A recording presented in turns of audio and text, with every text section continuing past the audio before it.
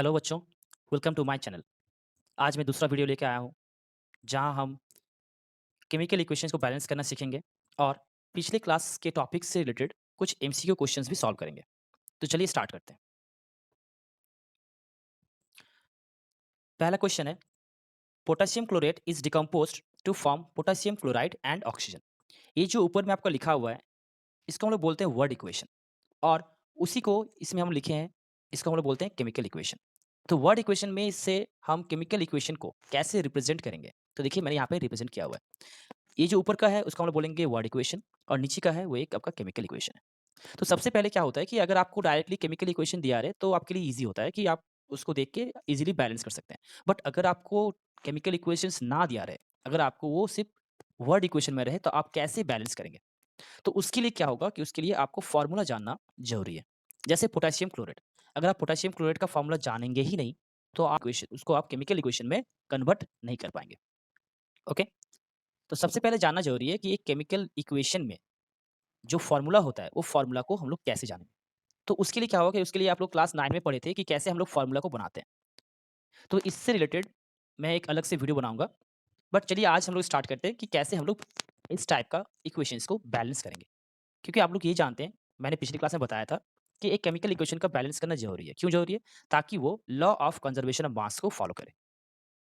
तो इसीलिए क्या करते हैं हम लोग केमिकल इक्वेशन को बैलेंस करते हैं। मतलब रिएक्टेंट साइड और प्रोडक्ट साइड में जो भी एलिमेंट्स होंगे, उस एलिमेंट्स के जो भी एटम्स होंगे, उनको बैलेंस करना है, मीन्स उनको सेव करना है। तो चलिए स्टार्ट करते हैं। तो सबसे पहले क्या करना है कि सबसे पहले हमको एक केमिकल इक्वेशन लिख लेना है।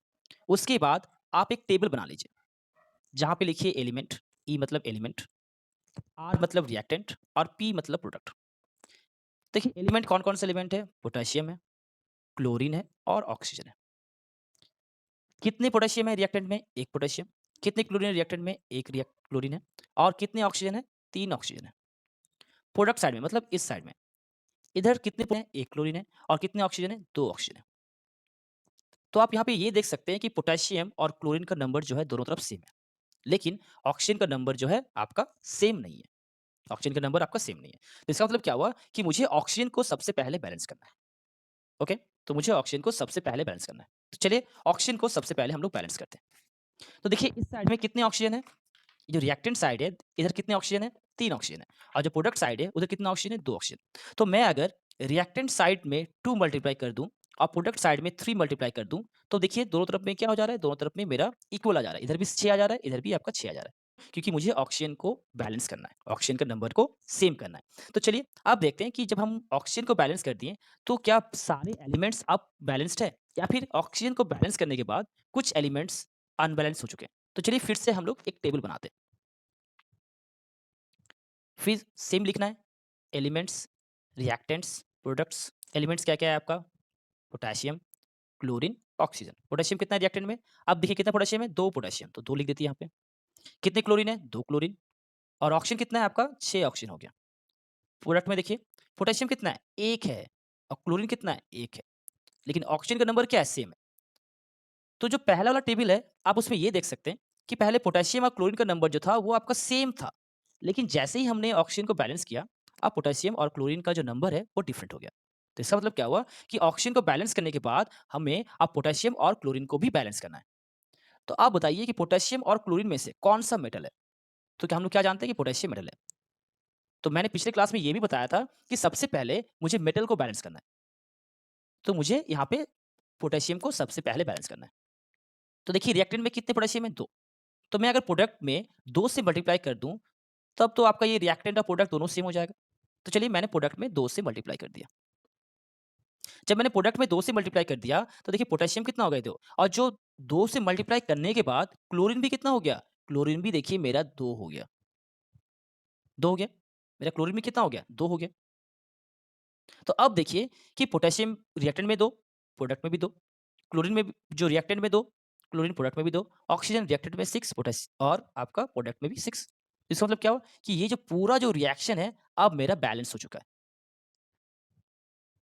तो बैलेंस केमिकल रिएक्शन क्या हो जाएगा? 2KClO3 it will form 2KCl and 3 oxygen. तो ये हुआ हमारा बैलेंस केमिकल इक्वेशन। आप इसमें देख सकते हैं कि पोटेशियम कितने हैं? 2 है, इधर भी पोटेशियम कितने हैं? 2 हैं। इधर क्लोरीन कितने हैं? 2 हैं, इधर भी क्लोरीन कितने हैं? 2। रिएक्टेंट में ऑक्सीजन कितने हैं? 6 और प्रोडक्ट में भी ऑक्सीजन कितने हैं? 6। तो इसका मतलब मेरा ये जो पूरा केमिकल इक्वेशन है, अब ये बैलेंस है। ठीक है? तो नेक्स्ट क्वेश्चन में भी हम लोग ऐसे ही करेंगे। तो चलिए चलते हैं नेक्स्ट क्वेश्चन में। ये रहा दूसरा क्वेश्चन। इसमें क्या करना है? तो जो हमने पहले क्वेश्चन में जो किया था, इसमें भी आपको वही करना है। मतलब सबसे पहले हमें एक टेबल ड्रॉ करना है, जहाँ पे क्या होगा, हमें एलिमेंट का नाम लिखना है। उस एलिमेंट में कितने एटम्स है रिएक्टेंट में और कितने एटम्स है प्रोडक्ट में, वो भी लिखना है। तो क्या एलिमेंट है देखिए, तो हाइड्रोजन है और क्या है, क्लोरीन है। रिएक्टेंट में कितने हाइड्रोजन है, 2। क्लोरीन कितने हैं, 2। प्रोडक्ट में कितने हाइड्रोजन है, 1। क्लोरीन कितने हैं, 1।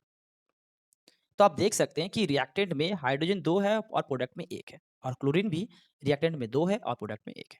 तो इसका मतलब क्या हुआ कि मुझे अगर इसको बैलेंस करना है, तो प्रोडक्ट में भी 2 होना चाहिए और आपका रिएक्टेंट में भी 2 होना चाहिए। तो चलिए हम लोग क्या करते हैं कि प्रोडक्ट में 2 से मल्टीप्लाई कर देते हैं दोनों को। जब 2 से मल्टीप्लाई कर दिए दोनों को, तो प्रोडक्ट में भी कितना हो गया, 2 हो गया, और रिएक्टेंट में भी कितना हो गया, 2। तो आप देख सकते हैं कि हाइड्रोजन जो है रिएक्टेंट में भी 2 है और प्रोडक्ट में भी 2 है। क्लोरीन रिएक्टेंट में भी 2 है और प्रोडक्ट में भी 2 है। तो इसका मतलब क्या हुआ कि ये जो केमिकल रिएक्शन होगा, इसका बैलेंस्ड फॉर्म क्या होगा? सो ये H2 plus Cl2 it will form. चलिए मूव करते हैं नेक्स्ट क्वेश्चन में। ये है हमारा नेक्स्ट क्वेश्चन।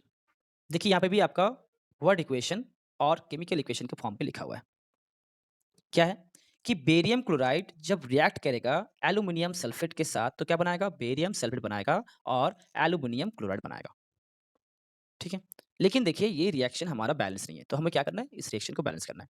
तो सबसे पहले हम लोग क्या करते हैं, सबसे पहले हम लोग एक टेबल ड्रॉ कर लेते हैं, जहाँ पे एलिमेंट को लिखते हैं, रिएक्टेंट को लिखते हैं, प्रोडक्ट को लिखते हैं। मीन्स उस एलिमेंट का कितने एटम्स रिएक्टेंट में है और उस एलिमेंट का कितने एटम्स प्रोडक्ट में है। तो चलिए कौन कौन सा एलिमेंट है, बेरियम। दूसरा क्या है आपका, क्लोरीन। तीसरा क्या है, एल्युमिनियम। देन सल्फर है, और उसके बाद आपका ऑक्सीजन है। कितने बेरियम है आपका रिएक्टेंट में, 1। क्लोरीन कितने हैं, 2। एल्युमिनियम कितने हैं, 2। सल्फर कितने हैं, 3। और ऑक्सीजन कितने हैं, देखिए 4 और 3 को मल्टीप्लाई कर दीजिए, तो ऑक्सीजन कितना हो जाएगा, 12। ओके। अब प्रोडक्ट में देखिए, बेरियम कितने प्रोडक्ट में, 1। क्लोरीन कितने हैं, 3। एल्युमिनियम कितने हैं, 1। सल्फर कितने हैं, 1। और ऑक्सीजन कितने हैं आपका, 4। ऑक्सीजन आपका 4 है। अब देखिए कि यहाँ पे मेटल कौन-कौन है? बेरियम मेटल है और एक आपका एल्यूमीनियम मेटल है। तो बेरियम जो है ऑलरेडी बैलेंस्ड है, लेकिन एल्यूमीनियम जो है वो बैलेंस नहीं है। और बाकी सब जो आपका क्लोरीन हो गया, सल्फर हो गया और ऑक्सीजन हो गया, ये सारे नॉन मेटल है। तो मैंने बताया था कि सबसे पहले मुझे मेटल को बैलेंस करना है। लेकिन जबकि इस रिएक्शन में बेरियम ऑलरेडी बैलेंस्ड है, तो अब मुझे एल्यूमीनियम को सबसे पहले बैलेंस करना है। तो रिएक्टेंट में कितने एल्यूमीनियम है? 2। और प्रोडक्ट में कितने? 1। तो अगर इसमें 2 मल्टीप्लाई कर देते हैं प्रोडक्ट में, तो कितना हो जाएगा? एल्यूमीनियम दोनों तरफ अब सेम हो जाएगा। तो चलिए मैं 2 से मल्टीप्लाई कर देता हूँ एल्यूमीनियम को। तो जैसे ही मैंने 2 से मल्टीप्लाई किया एल्यूमीनियम को, क्लोरीन में भी क्या हो गया? क्लोरीन में का नंबर में, क्लोरीन का जो नंबर है उसमें क्या हो गया? उसमें भी इंक्रीज़ हुआ। कितना इंक्रीज़ हुआ? क्लोरीन में भी आपका 2 का मल्टीप्लाई हो गया। तो अब क्लोरीन कितना हो गया? 6। लेकिन रिएक्टेंट साइड में क्लोरीन कितना है? मात्र 2 है और प्रोडक्ट में कितना है? 6 है। तो अगर आप क्लोरीन को भी सेम करना चाहते हैं, इसका मतलब क्या है? रिएक्टेंट में आपको 3 से मल्टीप्लाई करना पड़ेगा। तो चलिए रिएक्टेंट में आप 3 से मल्टीप्लाई कर दीजिए। तो जैसे ही 3 से मल्टीप्लाई किया रिएक्टेंट में, तो क्लोरीन का नंबर तो सेम हो गया। लेकिन क्या अब बेरियम का नंबर सेम है? देखिए, तो रिएक्टेंट में अब बेरियम कितना हो गया? 3 हो गया। और प्रोडक्ट में बेरियम कितना है? मात्र 1 है। तो इसका मतलब क्या हुआ कि अब हमें बेरियम को बैलेंस करना है। तो चलिए बेरियम को बैलेंस कर लेते हैं। 3 से मल्टीप्लाई कर दिए प्रोडक्ट में, तो बेरियम कितना हो गया? 3। तो चलिए यहाँ पे 3 से मल्टीप्लाई कर देते हैं। अब देखिए जब हमने बेरियम, क्लोरीन और एल्यूमीनियम को बैलेंस कर लिया, अब देखिए आपको सल्फर और ऑक्सीजन को बैलेंस करना है। तो कितने सल्फर है आपका रिएक्टेंट में? 3। और प्रोडक्ट में कितने हैं आपका? पहला 1 था, लेकिन अब क्या है देखिए तो, अब 3 से मल्टीप्लाई करने के बाद सल्फर भी कितने हो गए? 3 हो गए। और अब देखिए ऑक्सीजन को, पहले रिएक्टेंट में ऑक्सीजन कितना था? 12, प्रोडक्ट में कितना था? 4। लेकिन जैसे ही हमने बेरियम को बैलेंस किया, उसके साथ-साथ क्या हुआ कि ऑक्सीजन का नंबर भी इंक्रीज़ किया। तो ऑक्सीजन का नंबर कितनी इंक्रीज़ किया? ऑक्सीजन का नंबर भी 3 टाइम्स इंक्रीज़ कर गया। मतलब पहले 4 था, अब जो है 12 हो गया। पहले 4 था, अब 12 हो गया। अब देखिए रिएक्टेंट और प्रोडक्ट में जो भी एटम्स थे, देखिए सब इक्वल हो गए। बेरियम 3 रिएक्टेंट में, प्रोडक्ट में भी 3। क्लोरीन रिएक्टेंट में 6, प्रोडक्ट में भी 6। एल्यूमीनियम रिएक्टेंट में भी 2, प्रोडक्ट में भी 2। सल्फर रिएक्टेंट में भी 3, प्रोडक्ट में भी 3। ऑक्सीजन रिएक्टेंट में भी 12 और प्रोडक्ट में 12। इसका मतलब क्या हुआ कि अब मेरा केमिकल इक्वेशन बैलेंस हो गया। तो बैलेंस केमिकल इक्वेशन क्या होगा? तो चलिए इसको लिख लेते हैं। 3BaCl2 plus Al2SO4 whole 3, it will form 3BaSO4 plus 2AlCl3। मेरा लेफ्ट राइट साइड में मेरा राइट साइड में स्पेस नहीं था, इसलिए मैंने नीचे लिखा। लेकिन आप लोग ऐसा नहीं लिखना है। आप लोग को ऐसा नहीं लिखना है। आप लोग को एक ही लाइन में केमिकल रिएक्शन को लिखना है। ऐसा मत लिखिएगा, जैसे मैंने अभी लिखा वैसे मत लिखिएगा। मैंने ये लिखा इसलिए क्योंकि मेरा स्पेस नहीं है राइट हैंड साइड में। ओके? तो ये मेरा एक अल्टीमेट बैलेंस केमिकल इक्वेशन हुआ। क्या है आपका? सोडियम जब रिएक्ट कर रहा है वाटर के साथ तो क्या बन रहा है? सोडियम हाइड्रॉक्साइड बन रहा है और हाइड्रोजन बन रहा है। ओके? सोडियम हाइड्रॉक्साइड और हाइड्रोजन बन रहा है। तो सबसे पहले हम लोग एक टेबल बना लेंगे, जहाँ पे लिखेंगे एलिमेंट का नेम, रिएक्टेंट और प्रोडक्ट में कितने एटम्स हैं। तो एलिमेंट क्या है आपका? सोडियम है, हाइड्रोजन है और क्या है आपका? ऑक्सीजन है। सोडियम है, हाइड्रोजन है, ऑक्सीजन है। रिएक्शन में कितने सोडियम है? 1, हाइड्रोजन कितने हैं? 2 और आपका ऑक्सीजन कितने हैं? 1 और प्रोडक्ट में कितने सोडियम है? 1, ऑक्सीजन कितने हैं? 1 और हाइड्रोजन कितने? 3। तो इसका मतलब क्या हुआ कि सोडियम और ऑक्सीजन का नंबर क्या है? देखिए दोनों तरफ सेम है। तो अगर वाटर के आगे यहाँ पे 2 लिखूँ, तो यहाँ पे कितने हाइड्रोजन हो जा रहे हैं आपका? 4 हाइड्रोजन। तो इधर भी क्या करना है? इधर भी मुझे यहाँ पे 2 पुट करना है। सोडियम हाइड्रॉक्साइड के पहले 2 पुट करना है। तो अब देखिए तो इधर हाइड्रोजन कितने हो गए? 4, इधर भी हाइड्रोजन कितना हो गया? देखिए 2 हाइड्रोजन और 2 हाइड्रोजन कितना हो गया? 4 हाइड्रोजन। लेकिन जैसे ही मैंने 4 हाइड्रोजन किया, अब देखिए तो सोडियम का नंबर में कोई चेंज हुआ? तो हाँ, सोडियम नंबर में चेंज हुआ। कितने चेंज हुआ? रिएक्टेंट में 1 है लेकिन प्रोडक्ट में कितना हो गया? 2। क्या ऑक्सीजन के नंबर में कोई चेंज हुआ? तो हाँ, ऑक्सीजन के नंबर में चेंज हुआ। पहले ऑक्सीजन कितना था? 1 था, लेकिन अब क्या हो गया? 2 हो गया और प्रोडक्ट में भी क्या हो गया? 2 हो गया। इसका मतलब क्या हुआ कि अब हाइड्रोजन और ऑक्सीजन जो है दोनों बैलेंस हो गया। अब जो है आपका हाइड्रोजन और ऑक्सीजन जो है दोनों बैलेंस हो गया। तो अब मुझे किसको बैलेंस करना है? अब मुझे सोडियम को बैलेंस करना है। तो चलिए सोडियम कितने हैं आपका? प्रोडक्ट में 2 है और रिएक्टेंट में कितने सोडियम है? 1 है। तो चलिए तब इसका मतलब क्या हुआ कि रिएक्टेंट में हमें 2 से मल्टीप्लाई करना है। तो जैसे ही मैंने 2 से मल्टीप्लाई कर दिया सोडियम को रिएक्टेंट में, अब देखिए कि रिएक्टेंट में सोडियम कितने हो गए? 2 और प्रोडक्ट में सोडियम कितना हो गया? 2 और हाइड्रोजन जो था आपका हाइड्रोजन क्या हुआ? दोनों तरफ 4-4 हो गया और ऑक्सीजन कितना हुआ? दोनों तरफ 2-2 हो गया। इसका मतलब क्या हुआ कि ये जो मेरा केमिकल रिएक्शन है, ये मेरा एक बैलेंस्ड केमिकल रिएक्शन है। तो अल्टीमेटली इसका इक्वेशन क्या होगा? 2Na plus 2H2O, it will form 2NaOH plus H2, 2NaOH plus H2। तो ये है बैलेंस्ड केमिकल इक्वेशन। तो चलिए मूव करते हैं। हम और जिसको क्या है आपका बेरियम क्लोराइड रिएक्ट कर रहा है सोडियम सल्फेट के साथ, तो क्या बन रहा है? बेरियम सल्फेट और सोडियम क्लोराइड। तो सबसे पहले चलिए हम लोग एक टेबल बना लेते हैं, जैसे हम लोग करते हैं। Element name, reactant and product. Element क्या-क्या है आपका? बेरियम है, क्लोरीन है, सोडियम है, सल्फर है, ऑक्सीजन है। रिएक्टेंट में कितने बेरियम है? रिएक्टेंट में देखिए कितने बेरियम है? 1, क्लोरीन कितने हैं? 2, सोडियम कितने हैं? 2, सल्फर कितने हैं? 1 और ऑक्सीजन कितने हैं? 4। प्रोडक्ट में क्या है देखिए, बेरियम कितने हैं? 1, क्लोरीन कितने हैं? 1, सोडियम कितने हैं? 1, सल्फर कितने हैं? 1, ऑक्सीजन कितने हैं? 4। इसका मतलब क्या हुआ कि बेरियम, सल्फर और ऑक्सीजन का नंबर क्या है? सेम है। तो किसका-किसका नंबर सेम नहीं है? क्लोरीन और सोडियम का। इसका मतलब क्या हुआ कि क्लोरीन और सोडियम को हमको बैलेंस करना है। तो क्लोरीन और सोडियम में से कौन-सा मेटल है? तो सोडियम मेटल है। तो इसका मतलब क्या हुआ कि सबसे पहले हमें सोडियम को बैलेंस करना है। तो सोडियम रिएक्टेंट में कितने? 2 और प्रोडक्ट में कितने? 1। तो अगर प्रोडक्ट में 2 से मल्टीप्लाई कर दूँ, तो सोडियम का नंबर क्या हो जा रहा है? दोनों तरफ सेम हो जा रहा है। तो चलिए प्रोडक्ट में सोडियम को 2 से मल्टीप्लाई कर दे रहे हैं।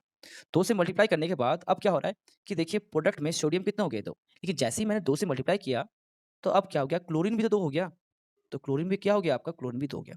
अब देखिए तो आपका बेरियम दोनों तरफ सेम है, क्लोरीन दोनों तरफ सेम है, सोडियम दोनों तरफ सेम है, सल्फर दोनों तरफ सेम है और ऑक्सीजन भी आपका दोनों तरफ सेम है। इसका मतलब क्या हुआ कि ये जो आपका केमिकल इक्वेशन है, ये एक बैलेंस केमिकल इक्वेशन है। तो अल्टीमेटली ये केमिकल इक्वेशन को कैसे लिखना है? BaCl2 plus Na2SO4, it will form BaSO4 plus 2NaCl। तो अल्टीमेटली ये हमारा बैलेंस केमिकल इक्वेशन हुआ। चलिए हम लोग नेक्स्ट क्वेश्चन में मूव करते हैं। हाइड्रोक्लोरिक एसिड ये क्या है? एक एसिड है। सोडियम क्लोराइड क्या है? एक सॉल्ट है और यहाँ पे H2 क्या है? वाटर है। तो इसका मतलब देखिए कि बेस जब रिएक्ट कर रहा है एसिड के साथ तो क्या बन रहा है? सॉल्ट और वाटर। तो ये किस टाइप का रिएक्शन है? ये एक न्यूट्रलाइजेशन रिएक्शन है। ये एक आपका न्यूट्रलाइजेशन रिएक्शन है। ओके, न्यूट्रलाइजेशन मतलब एक ऐसा रिएक्शन जहाँ पे एसिड और बेस का जो स्ट्रेंथ है वो न्यूट्रल हो जाए। मीन्स न्यूट्रल होने के बाद क्या बने? न्यूट्रल होने के बाद सॉल्ट और वाटर बने। तो इस टाइप का केमिकल रिएक्शन को हम लोग क्या बोलेंगे? Neutralisation reaction. तो चलिए अब इसको सॉल्व करते हैं। तो एक टेबल बना लेते हैं। Element, reactant, product.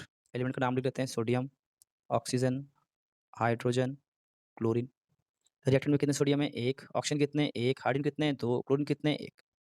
प्रोडक्ट में कितने सोडियम है? 1। ऑक्सीजन कितने हैं? 1। हाइड्रोजन कितने हैं? 2। क्लोरीन कितने हैं?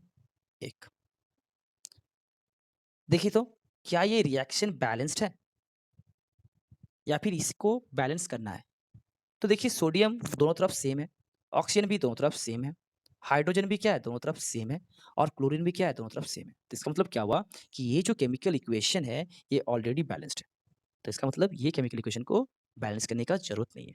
तो अल्टीमेटली ये जो केमिकल इक्वेशन लिखा हुआ है ये ऑलरेडी एक बैलेंस्ड केमिकल इक्वेशन है। ठीक है? तो चलिए आज हम लोग बैलेंसिंग को यहीं एंड करते हैं और अगर आप लोग को कुछ सजेशंस देना है या फिर आप लोग कुछ बोलना चाहते हैं इस टॉपिक से रिलेटेड या फिर आप लोग अगर कुछ और क्वेश्चंस को सॉल्व करना चाहते हैं फ्रॉम एनसीईआरटी और फ्रॉम एनी अदर बुक तो आप लोग कमेंट कर सकते हैं। तो अगर ऐसा कुछ होगा तो हम बैलेंस केमिकल इक्वेशन से रिलेटेड और भी कुछ वीडियोस बनाएँगे। क्योंकि ये जो है बहुत ही इंपॉर्टेंट है। जब तक आपका केमिकल रिएक्शन बैलेंस ही नहीं है, तो क्या आपका केमिकल रिएक्शन सही होगा? सही नहीं होगा। तो इसका मतलब क्या हुआ कि सबसे पहले आपका केमिकल रिएक्शन को बैलेंस करना ज़रूरी है। क्यों कर ज़रूरी है? क्योंकि law of conservation of mass को फॉलो करना है। तो चलिए हम लोग मूव करते हैं कुछ एमसीक्यू क्वेश्चंस में। जैसे कि मैंने पहले बताया था कि आज हम लोग पिछली क्लास में जो-जो पढ़े थे, उसी से रिलेटेड कुछ एमसीक्यू क्वेश्चंस को सॉल्व करेंगे। तो चलिए हम लोग मूव करते हैं एमसीक्यू क्वेश्चंस में। चलिए पहला question which of the following does not happen during a chemical reaction मतलब इनमें से कौन सा चीज जब एक केमिकल रिएक्शन होता है तब वो नहीं होता है।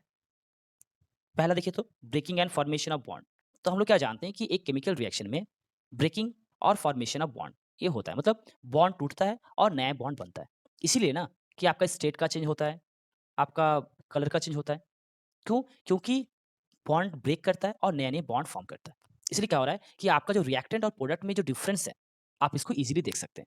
क्योंकि देखिए रिएक्टेंट में हो सकता है कि कभी कुछ कलर अलग हो, प्रोडक्ट में आप लोग देख सकते हैं कलर अलग होता है। इसका मतलब क्या हुआ कि रिएक्टेंट में जो पहले मतलब क्या हुआ कि रिएक्टेंट में जो भी बॉन्ड था एलिमेंट के बीच में, जब वो प्रोडक्ट में कन्वर्ट हुआ तो फिर क्या हुआ कि नए बॉन्ड का फॉर्मेशन हुआ। मतलब हो सकता है मतलब जो पहले जो बॉन्ड था रिएक्टेंट में, अब वो बॉन्ड कन्वर्ट होके एक नया बॉन्ड क्रिएट किया, वो भी दूसरे एलिमेंट्स के साथ और एक प्रोडक्ट को क्रिएट किया, ठीक है? दूसरा क्या है? ऑप्शन देखिए formation of a new substances with different properties. Formation of a new substances with different properties मतलब नया सब्सटेंस का फॉर्मेशन होगा, लेकिन उसका जो प्रॉपर्टीज होगा वो आपका रिएक्टेंट से डिफरेंट होगा। तो ये होता है। तीसरा ऑप्शन देखिए atom of one element change into atoms of another element.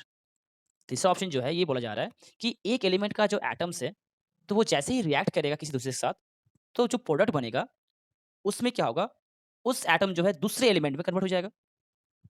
तो क्या ऐसा होगा? जैसे मान के चलिए कि हाइड्रोजन के एटम्स है और वो रिएक्ट कर रहा है ऑक्सीजन के साथ, तो बना रहा है वाटर। तो क्या हाइड्रोजन का जो एटम्स है, क्या वो रिएक्ट होने के बाद आपका ऑक्सीजन के एटम्स में कन्वर्ट होगा? नहीं, तो होगा ही नहीं। तो इसका मतलब क्या हुआ कि हाइड्रोजन का जो एटम है वो हाइड्रोजन का ही रहेगा और ऑक्सीजन का जो एटम है वो ऑक्सीजन का ही रहेगा। चेंज थोड़ी होगा। जो हाइड्रोजन का जो एटम है वो हाइड्रोजन ही को ही शो करेगा और ऑक्सीजन का जो एटम है वो ऑक्सीजन को ही डिनोट करेगा। ठीक है? तो इसका मतलब क्या हुआ कि ऑप्शन नंबर जो सी जो है ये हमारा गलत है। ठीक है? चलिए हम लोग देखते हैं क्वेश्चन नंबर 2 को। In which of the following reaction gas will evolve? किस रिएक्शन में गैस का फॉर्मेशन होगा? तो किसमें होगा? Reaction between zinc and sulphuric acid मतलब जिंक और सल्फ्यूरिक एसिड जब जिंक जब रिएक्ट कर रहा है सल्फ्यूरिक एसिड के साथ तो क्या बनता है? It will form zinc sulphate plus hydrogen gas. तो इसका मतलब क्या है? मेरा पहला रिएक्शन सही है कि यहाँ पे गैस का इवॉल्व हो रहा है। दूसरा देखिए मैग्नीशियम प्लस ऑक्सीजन। मैग्नीशियम जब रिएक्ट कर रहा है ऑक्सीजन के साथ तो क्या बनाता है? Magnesium oxide. चलिए इसको बैलेंस कर लेते हैं। 2 Mg plus O2 it will form 2 MgO। तो यहाँ पे क्या हो रहा है? Magnesium oxide. तो देखिए इसमें गैस का फॉर्मेशन नहीं हो रहा है। तीसरा ऑप्शन देखते हैं carbon monoxide and oxygen. Carbon monoxide को हम लोग जब ऑक्सीजन के साथ रिएक्ट करते हैं तो क्या बनता है? It is forming carbon dioxide. तो क्या कार्बन डाइऑक्साइड गैस है? तो हाँ, कार्बन डाइऑक्साइड भी गैस है। तो इसका मतलब क्या हुआ कि बोथ ए एंड सी दोनों ही जो है ए और सी जो है वो आपका सही है। इसका मतलब आपका जो ऑप्शन डी है ये आपका करेक्ट ऑप्शन है। ओके? चलिए देखते हैं क्वेश्चन नंबर 3 को। Which of the following reaction will form yellow precipitate. कौन सा रिएक्शन येलो प्रेसिपिटेट बनाएगा? तो अगर आपने पहला क्लास देखा होगा, तो उसमें मैंने बताया था कि फॉर्मेशन और चेंज ऑफ कलर के बारे में मैंने एक एग्ज़ाम्पल दिया था। तो उसमें आपने ये देखे थे कि जब आपका लेड नाइट्रेट रिएक्ट करता है पोटेशियम आयोडाइड के साथ, तब आपका येलो प्रेसिपिटेट बनता है। इसका मतलब क्या हुआ कि यहाँ पे जो ऑप्शन नंबर ए है, ये आपका सही है। तो अगर आप लोग मेरा पहला वीडियो नहीं देखे हैं, तो आप पहला वीडियो मेरा देख लीजिए। उसका वहाँ पे आप देख सकते हैं केमिकल इक्वेशन लिखा हुआ है, और वहाँ पे ये भी बताया गया है कि लेड नाइट्रेट कैसे रिएक्ट करता है पोटेशियम आयोडाइड के साथ, और जो आपका येलो प्रेसिपिटेट बनता है, वो भी आपका क्या है, ठीक है? फिर देखिए आपका 4th question, what happens when copper react with iron? क्या होगा जब कॉपर सल्फेट जो है आयरन के साथ रिएक्ट करता है? तो आप लोग जानते हैं कॉपर सल्फेट का कलर क्या है? ब्लू कलर है। और जब वो आयरन के साथ रिएक्ट करता है तो क्या होता है? लाइट ग्रीन कलर में कन्वर्ट होता है। तो ये किस टाइप का रिएक्शन है? ये आपका एक डिस्प्लेसमेंट रिएक्शन है। तो यहाँ पे ऑप्शन देखिए क्या होगा? ए होगा। ना क्वेश्चन नंबर 5 देखिए। In which of the following reaction heat is released? कौन से रिएक्शन में आपका हीट का रिलीज होता है? Reaction between zinc and sulphuric acid, जब जिंक और सल्फ्यूरिक एसिड रिएक्ट करता है तब। जब कोल बर्न होता है तब इन प्रेजेंस ऑफ ऑक्सीजन, कोयला। जब क्विक रिएक्ट करता है वाटर के साथ तब। तो इसमें क्या है, इसमें आपका तीनों ऑप्शन सही है। क्यों? क्योंकि जिंक जब सल्फ्यूरिक एसिड के साथ रिएक्ट करता है तो वो एक हाइड्रोजन गैस और जिंक सल्फेट बनाता है, और उस टाइम क्या होता है कि आपका एनर्जी का, या फिर आप बोल सकते हैं हीट का इवॉल्व होता है, या फिर हीट रिलीज होता है। बी में देखिए, जब कोयला मीन्स कोल बर्न होता है इन प्रेजेंस ऑफ ऑक्सीजन, तो आप लोग जानते हैं कि जब हम लोग कोयला को जलाते हैं तो फिर क्या होता है, उसमें हीट एनर्जी रिलीज होता है। तीसरा देखिए, quick lime reacts with water. जब हम लोग क्विक लाइम मतलब कैल्शियम ऑक्साइड को जब हम लोग पानी में डालते हैं तो फिर क्या होता है, आपका स्लेक्ट लाइम बनता है, मतलब कैल्शियम हाइड्रोक्साइड बनता है, और क्या होता है उसके साथ-साथ आपका हीट भी रिलीज़ होता है। तो इसका मतलब इसका आंसर क्या होगा? ऑल ऑफ द अबव होगा। Next question number 6, the chemical equations are balanced to satisfy which of the following law? तो किस लॉ को सैटिस्फाई करने के लिए हम लोग केमिकल इक्वेशन को बैलेंस करते हैं? तो आंसर क्या होगा? Law of conservation of mass को। तो आंसर होगा ओके, तो आंसर है आपका A, law of conservation of mass. Question number, in the following reaction find the value of X and Y. तो एक्स और वाई का वैल्यू क्या होगा इस केमिकल रिएक्शन के लिए? तो ये देखिए, ये जो केमिकल रिएक्शन है, ये केमिकल रिएक्शन हम लोग थोड़ा देर पहले ही किए थे। जब हम लोग कुछ बैलेंस केमिकल इक्वेशन को सॉल्व किए थे, तो आपने इस केमिकल रिएक्शन को भी देखा होगा कि बेरियम क्लोराइड जब सोडियम सल्फेट के साथ रिएक्ट करता है तो क्या बनता है? बेरियम सल्फेट बनता है और सोडियम क्लोराइड बनता है। तो फिर क्या होगा, यहाँ पे एक्स का वैल्यू और वाई का वैल्यू क्या होगा?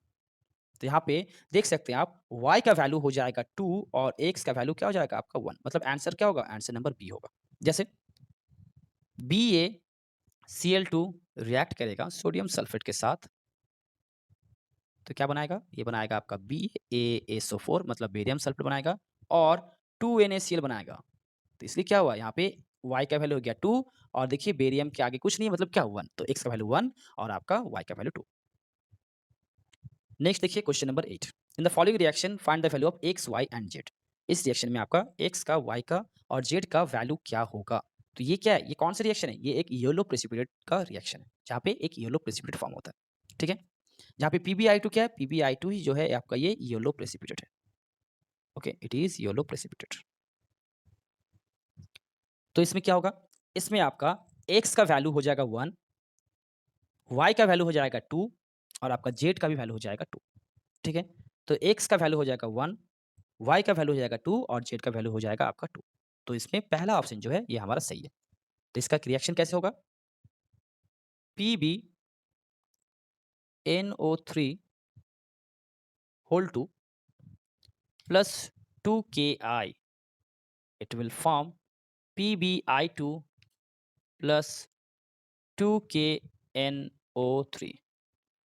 मैं फिर से आपको बता रहा हूँ कि मेरा राइट हैंड साइड में स्पेस नहीं है, इसीलिए मैंने इसको नीचे लिखा। बट आप लोग इसको ऐसे मत लिखिएगा।